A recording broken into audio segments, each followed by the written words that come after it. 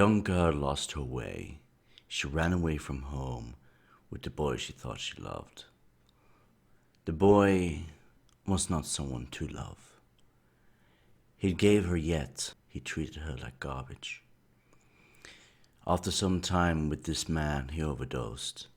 She had no other choice. She became addicted. This addiction caused so much trouble. So she ended up doing more and more heinous crimes to get the next dose of yet. But she's trying to recover. She's trying to be better. But one day, a courier arrived and blasted her brains out. And all of a sudden, the courier gained positive karma. He's a good guy. Fuck's sake.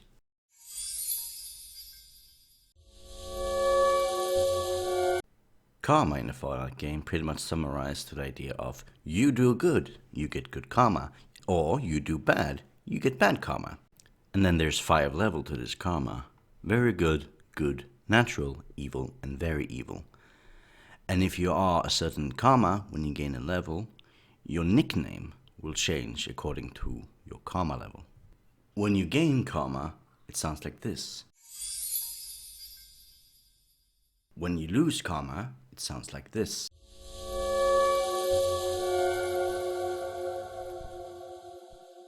Now, the karma system might be quite a noble idea to punish people for doing bad and reward people for doing good.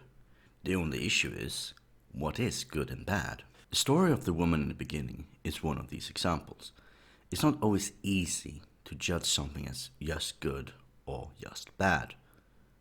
There's obviously complications in every situation. One weird example is, for example, Boxcar in Nipton in Fallout New Vegas, where if you give him drugs, you get karma. Also, if you kill him, you get karma. Makes no sense. Then you're a fucking dream come true, ain't you? How much you gonna give me? 5 doses? Nice. A fella could put himself out of his misery with 5 doses.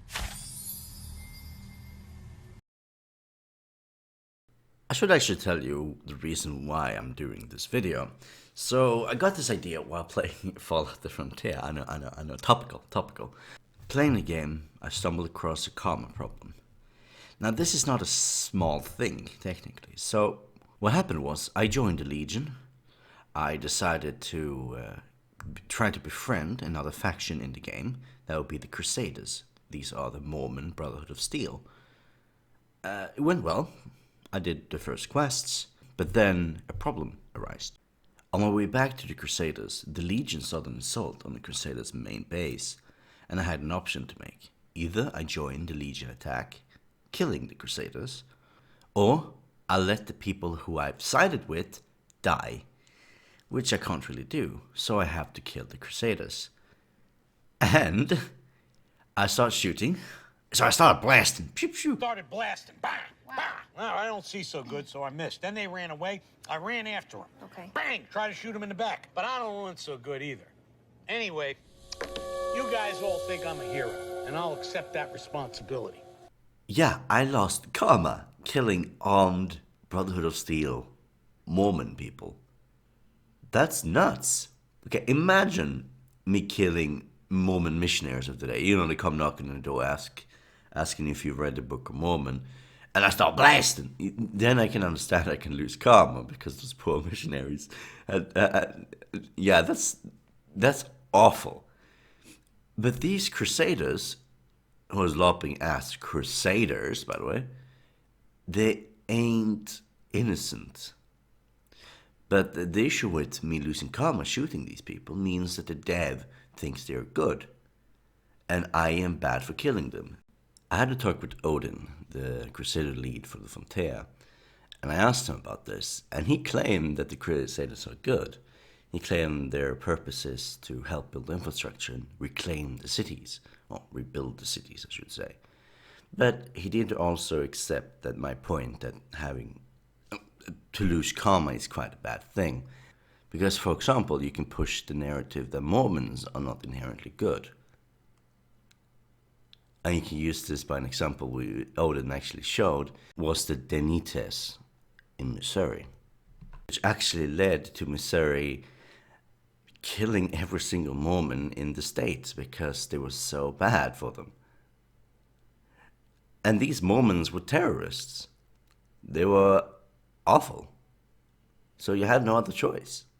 So now we understand that Crusaders can be bad, just in their religion alone, but obviously it can be bad for many other reasons. They're wielding massive machine guns. But as you read in that thing I just sent, Odin as well, while accepting that the Crusaders shouldn't be some sort of black and white, good or bad, he does ask me the questions later. Should the Legion be considered bad? Should you lose karma if you join the Legion? The quick answer to that question is no, you should not lose karma joining the Legion. Why? Isn't the Legion bad? No, they're not inherently bad. I know, shockers. When can you lose then karma if you join a faction? Well, if the faction is so black and white that they genuinely say, I am the bad guy, my entire purpose of being is being bad, then maybe you can lose karma. At least Caesar is doing something that he thinks will help the world in the end. You can argue against that what he does will help the world, but he thinks it will help the world, so he's doing it out of a moral good. Let's take the Enclave as well as an example. Are they inherently evil? No, because they also have a purpose. Like, they think they are morally correct in their actions. This action being to cleanse the world of infection. Every single entity that has been infected by radiation should be removed and replaced by something that is pure, something that has not been irradiated by radiation. And saying go the opposite. You shouldn't gain karma joining the NCR. You shouldn't gain karma joining the Crusaders. You shouldn't gain karma joining, the Brotherhood of Steel in Fallout 3. No, they aren't inherently good. They might do something good temporarily, help people with food shortages. But helping people with food shortages doesn't mean it's good in the long run, as we learned in the world today. Giving nations food destroys their agricultural sector and makes sure that people continuously stay poor. That's not good. Okay, now we can agree that karma is bad, because what it does, it puts the devs' own political ideas and own moral philosophy into the faction or the action that is committed. Our society influences the developers' own opinion on these rights and wrongs. But in the world of Fallout, morals will be completely different. You need to completely forget the idea of morality, because morality in this situation doesn't help. You need to look at what's observable, the natural law of the wasteland, which is, it's not a good place. So what is observable, and what actions can you do that creates an observable positive change, a positive outcome? And if you take the difference between the NCR and the Legion, we can actually see it. The NCR has the logo democracy on it. Therefore, everybody who is like a neoliberal in this world today thinks, good, NCR good, because democracy, even though it's on the edge of collapsing. And the only reason why it survived for, 70 years, is because it was a dictatorship, a heretical dictatorship. And Legion is also a dictatorship, because you have to be in this sort of environment where everything is trying to kill you. But what the Legion has done, they have gone into such violence in the places they're assimilating. They're removing the nature of the wasteland itself. If the wasteland, per definition, is pretty much constant chaos, constant fighting, constant death, the Legion is trying to remove that. The Legion is cleansing tribes, so they're no longer violent and they don't have to fight them. And according to Caesar's own weird Hegelian dialectics, the point of this is to create a new wasteland afterwards. After the bull and the bear fights, and after both of them collapse, because both of them are going to collapse, even he knows that, a new synthesis, a new wasteland, a new natural law for the wasteland will occur. And from that new wasteland, a new society can be built up. And now you're asking, well, what the hell does this have to do with karma? Nothing! It has nothing to do with karma. Because karma is silly.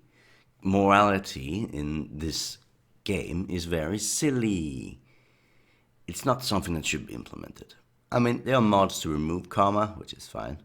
But it is a big part of Fallout New Vegas and Fallout 3. And it shouldn't be.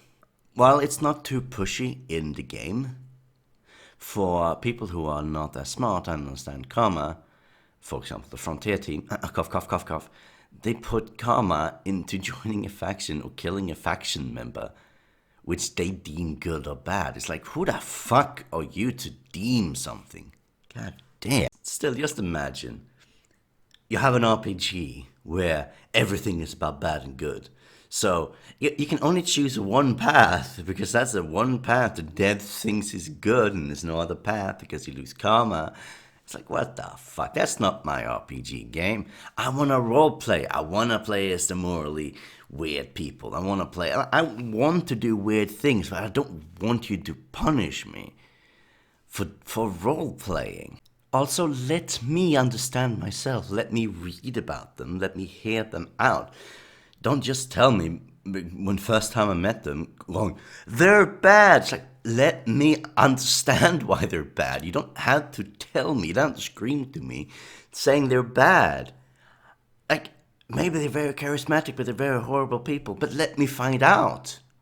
Don't tell me before I've experienced it. All of this is bad storytelling.